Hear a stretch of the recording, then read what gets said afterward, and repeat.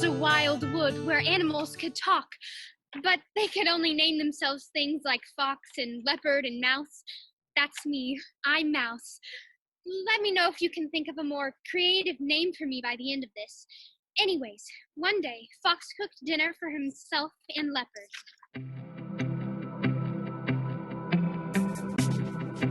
Good dinner, Fox. I'm stuffed. Yes, my meal was delectable. Nobody else can cook as well as I can. I could if I didn't do all the hunting. Besides, the fire would stain my fur with soot. All it takes is a dip in the lake to wash it out.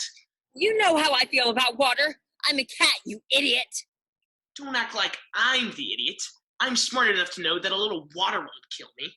Well, maybe you'd be as beautiful as I am if you bathed less. No, Leopard, that's not how it works at all. Bathing always helps with one's looks. Your tail isn't as bushy as mine. Well, you don't have shiny spots or giant claws. Besides, your tail's too bushy and your nose is too pointy. Well, good looks are not always an indication of a good mind. What do you mean? My smartness is my beauty. I'm the trickiest creature in the woods, and you have to be smart to be tricky. You'd be better off with a little more brains. Fine. If you're so crafty, go play a trick on Stork. Stork?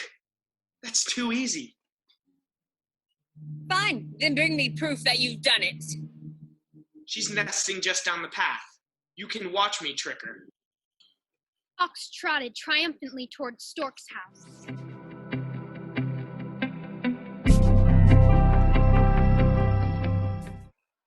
Ah, she's holding a bit of cheese in her beak. What a smell! Wouldn't mind having another bite to eat. Good morning, beautiful creature. How's the weather all the way up there? Oh, Oh, she won't even speak to me.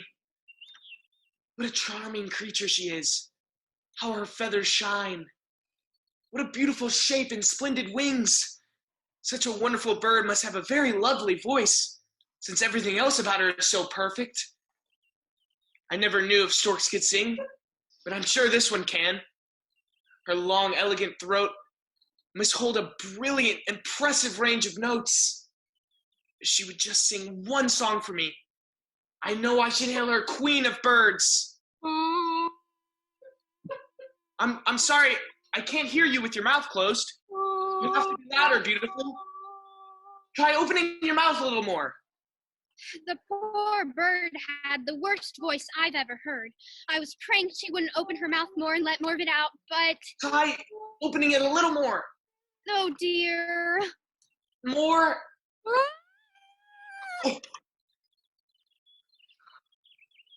He stole her cheese.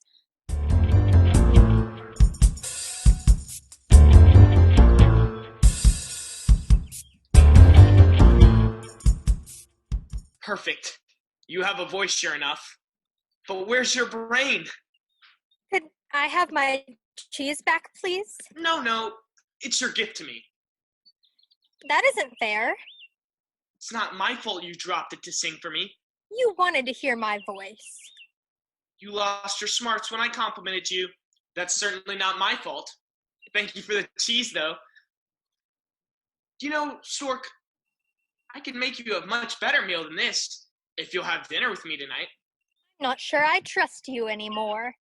Oh, come on. It was a prank. Let me make it up to you. Well, all right, I'll come. Good. I should get home to prepare. See you tonight. Dear audience, Stork made a bad decision, but I couldn't tell her anything because I have a bad track record with birds trying to eat me. Fox stole the stork's cheese and invited her over to his dinner without ever apologizing. I scampered after him to hear his plan to poke fun at her a second time.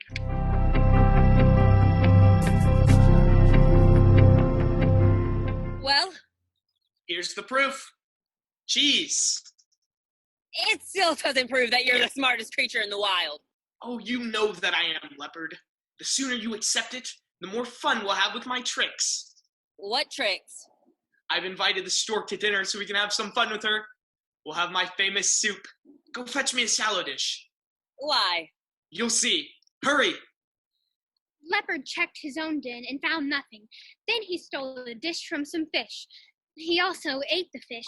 He returned to Fox's house to watch him cook, far away from the smoky fire, of course. Stork sat in her tree and waited for the acceptable time to leave for dinner.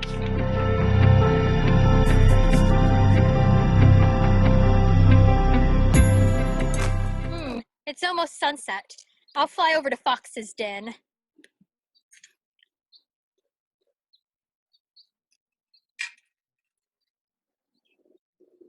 Hello! Welcome! This is my friend Leopard. You aren't very good looking. Please Leopard. please don't eat me, Your Highness. He won't. He's just not very polite. Here, have some soup. Oh, it looks very good. Go on, try some. All right. Ouch. What's the matter? Well, it's just that I can't get to the soup. It's right in front of you. How hard can it be to eat soup? Impossible, I suppose. With a ridiculously long nose. Look at the soup dripping at the end of it. Dripping with rain. And her neck is the tree trunk. The tallest in the woods. Sorry, Stork, but I don't have another bowl. Oh, it's all right. I'll just leave. I am terribly hungry, so I think I'll make my own dinner.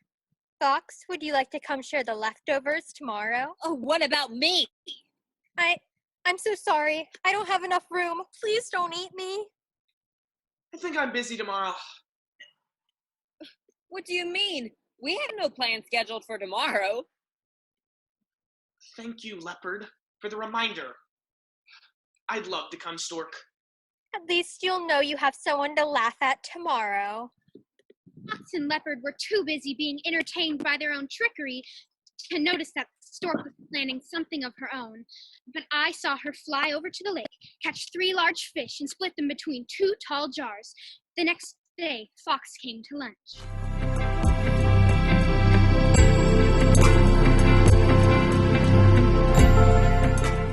Good afternoon, Stork. Your nose looks a little bruised. Oh, don't worry about me. Here's your fish. Smells very appetizing. Jar looks very tall and narrow, Stork. I'm afraid it's the only kind I have. Just stick your nose in, like this. Fox couldn't get a single bite. I was snickering and squeaking louder than ever before as I watched the sleekest, slipperiest animal I knew drive himself crazy trying to reach a piece of fish. He was furious. All I can do is sniff and lick the jar. This is the worst lunch I've ever had. Only you haven't had it. You did this on purpose because of the bowl last night. Do not play tricks on your neighbors unless you can take the same joke yourself. Don't tell me what to do. I'm leaving. The world's oldest comeback. I was waiting for him to tell her, "You're not my mom." I was actually quite proud of Stork. Though Fox clearly wasn't going to let her get away with it, he stormed over to his den. Leopard, Yes. I want bird for dinner. Let's trap the stork. We can't eat someone you just ate lunch with. It's rude. Except I didn't eat lunch. The little pile of feathers tried to get revenge on me. You're overreacting. We are not eating Stork. We only eat strangers. I've got it all planned out, Leopard. We should invite her over here and lead her right into that pit over there, where she can't fly out. And then we can pounce and feast on her. I'll think about it. I'm going on a walk. Leopard didn't like how quickly the fox's plans turned from pranking to hunting. It didn't seem right to pretend to be someone's friend and then trap them in a pit. That wasn't the kind of friend he wanted anyway. So he started walking straight over to Stork's tree with a plan of his own. The stork was absolutely panicked. Oh no, it's happening! He's here! Please don't eat me, I'm not ready to go! Please be quiet. It's not me you should be afraid of. Fox is trying to eat you. What? He wants my help, but I don't think it's fair to eat you for what you've done. Besides, you don't look very good looking. Why are you warning me about him? Because now that I know Fox can't be trusted, I don't want him to be around me. Because if you betray people, you get betrayed. What should we do? You're not going to eat him, are you? No, but I do think we should get him in a trap. I can fly around the lake and find a fishing net. Good. And I'll take him right near the pit to wait on you. And I can drop the net from above so he can't climb out. Perfect. We'll see if he's smart enough to get him out of this mess. It didn't take Stork long to find a fishing net at the lake. Leopard returned to Fox so that he could pretend to help him enact his terrible plan. Well, Fox, I've decided to help you, and I've already invited Stork over here. Really? Yes, and I think it'll be easier to catch her if you and I sit by the pit. She'll have to walk right up to it. Let's go then. You're walking very close to me, Leopard. Oh, look over there! Ugh. Ah! You pushed me! I thought it was normal to push one's friends nowadays. Oh, look, here comes Stork. There she was, flapping her wings with a vengeance. Why is she flying with a bundle of rope? She let go of the rope, and it plummeted down towards the pit. Oh, trapped! Help! Help, it's a net! She's dropping it on me. I'm trapped! Sorry, Fox. I have to go. Wait, you have to help me. It's just another joke, right? Leopard? Stork? Anybody? It's actually very sad. He's still lying there alone, all alone in that pit. I think I hear something. It could be Leopard. He's always trying to hunt me. I have to run. Whoops! I forgot about the pit. Oh, I'm sorry, Master Fox. Out of my pit. I'm sorry. I didn't mean to fall in. Well, since you're here, maybe I can eat you for dinner. Don't, please. Let me go, and someday I'll repay you. What could you possibly do for me? You're the weakest animal in the woods. Then it isn't fair to hunt me when I'm already trapped in a pit. I promise it'll be worth it to let me go. Haven't you learned yet? Learned what? That picking on other animals is not working out well for you. I saw what happened with the stork. I'm not here because of Stork. I'm here because of Leopard. He pushed me. Because you are trying to eat Stork.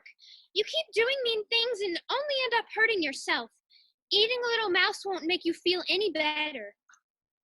Fine, but you have to find someone to help me out of this trap. I will.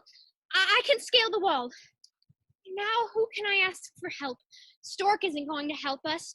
Leopard won't help us. None of the skunks trust Fox because he stole their flowers last spring. He doesn't have any friends left. We need someone with sharp claws to cut the rope. Mine are too tiny. I'm all teeth. Wait, maybe I can chew the rope. Fox, are you still down there? Yes, that seems to be the problem. Oh, right. Well, I think I can save you myself. That's absurd. Mouse, you would have been a nice meal, but other than that, you're useless. Let me try. I'm coming down. Now remember, don't eat me. I'll chew the ropes. Give it up. It'll never work. I did it! Look! Stand up! It's done! What? Oh, I'm free! I'm free! Wait, your tail's still tangled up. No! My tail! It's gone! The rope pulled it off! It's gone! This never would have happened if it had been nicer to Stork. Oh, I'm sorry, Fox. Oh dear, Leopard and Stork are back. You got out of the pit. That's too bad. But at least you brought me dinner. I've been looking for this mouse for days. No! Don't eat mouse, please! I'll cook something for you, Leopard. And you too, Stork. And you can bring your own jar this time. Why would I want to eat with you? Because I'm sorry. I haven't been very smart or very kind, and it's cost me my beautiful tail. But I plan on making sure nobody ever eats you or Mouse. Do you really mean that? You seem to think the only thing we were good for is to make fun of and gobble up. I know, but today I realized that even smaller and plainer animals make good friends. You laughed when I said I would repay you. Now you know that even a mouse can help a fox. Yes, being strong, beautiful, and smart doesn't matter quite as much as being kind. I think you two could teach me how to be better at that. I'd love to come to dinner. Me too. And don't worry, you can be kind without a tail just as well as you can with one. I can cook dinner. I'm better than cooking it than you know. You are not. Psst, don't start that fight again. Sorry. Sorry. Well, Leopard, I ended up uglier than I started. But we both learned something. And we have more friends because of it. So they were happy enough with that.